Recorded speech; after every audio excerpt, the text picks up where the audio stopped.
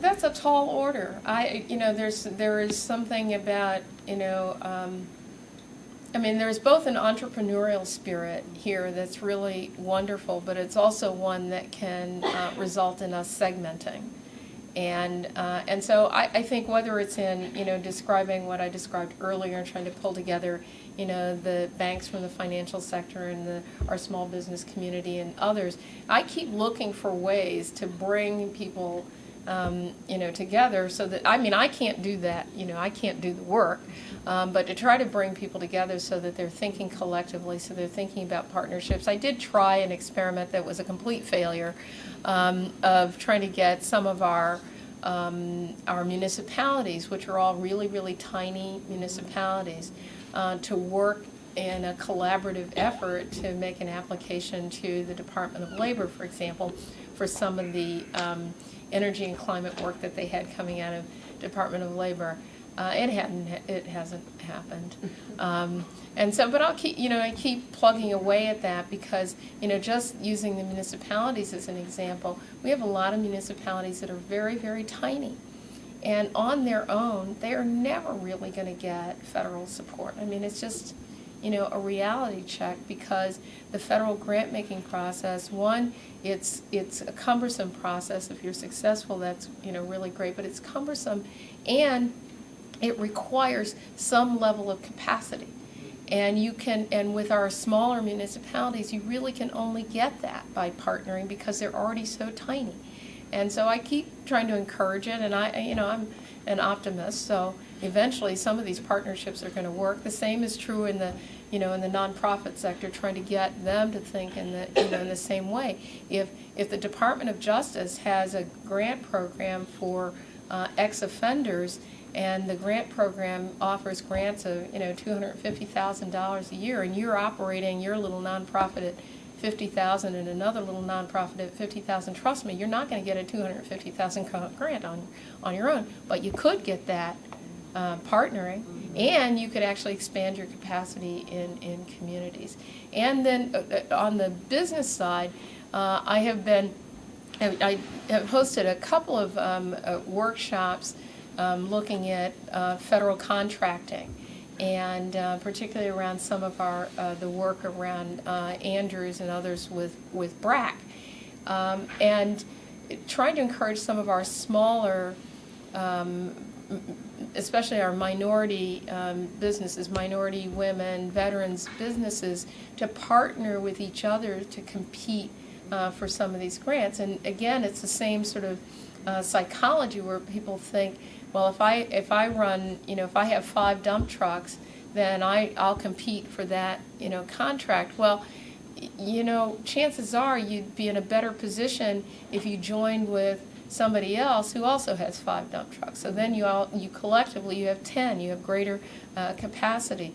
And it's about a change in psychology in terms of the way that we function, and I think that's true in each of these different sectors.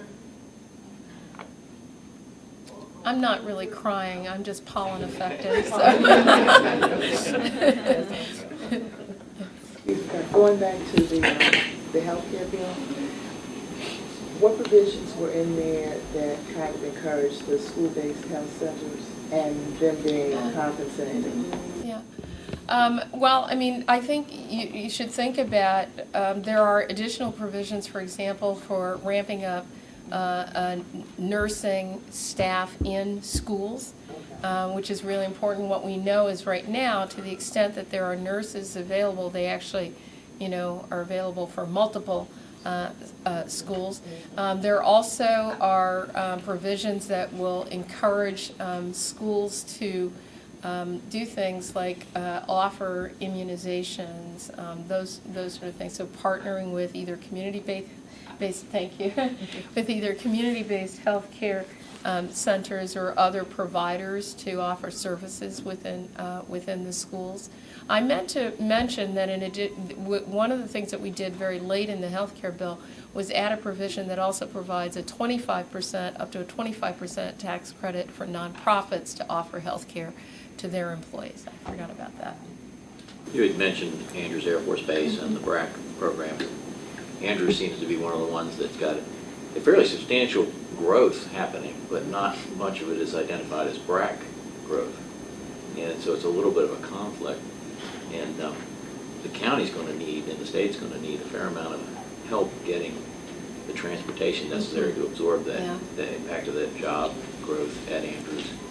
And of course, the other thing is to create the opportunity around Andrews for defense contractors, et cetera.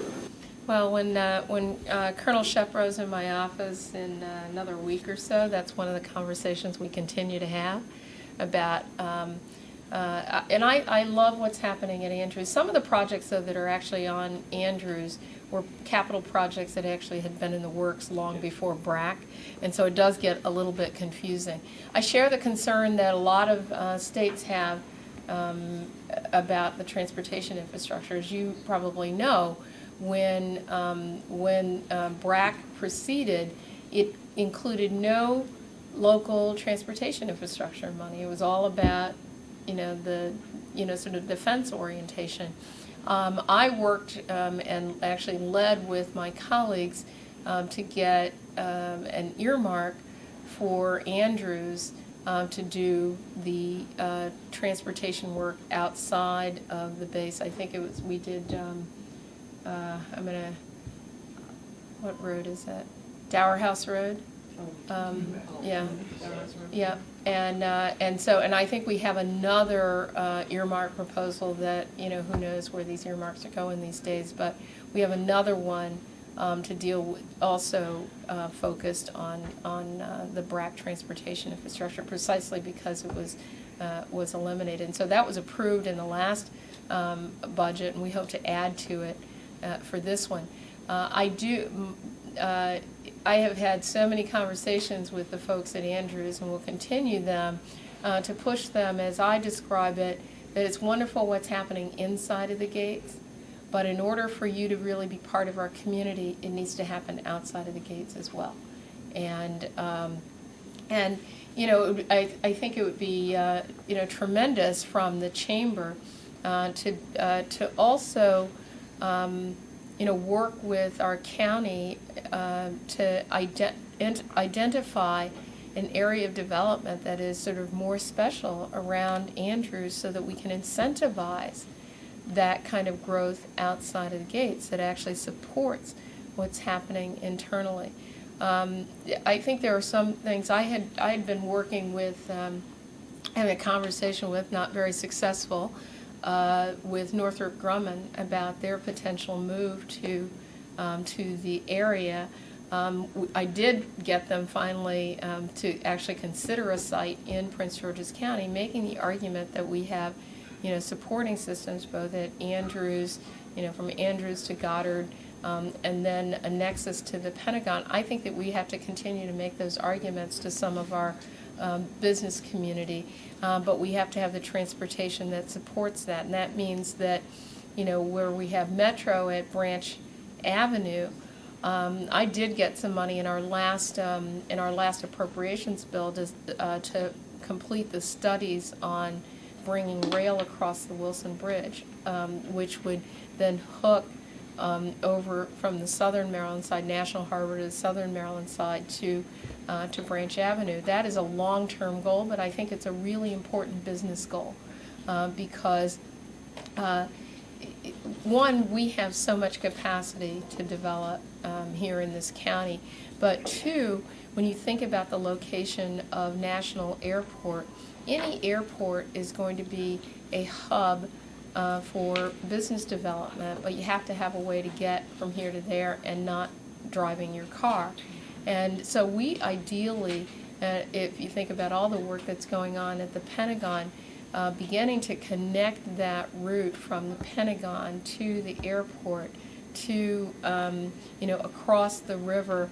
National Harbor is an economic center, and then, of course, to the work that we have going on here with Andrews. Again, I think that's a long-term vision, but I'd like us to think collectively about how we could make that vision happen, because business develops around a solid transportation infrastructure. Any other questions? Great. Well, thank you very much. I really appreciate being able to chat with you all this morning. Thank you.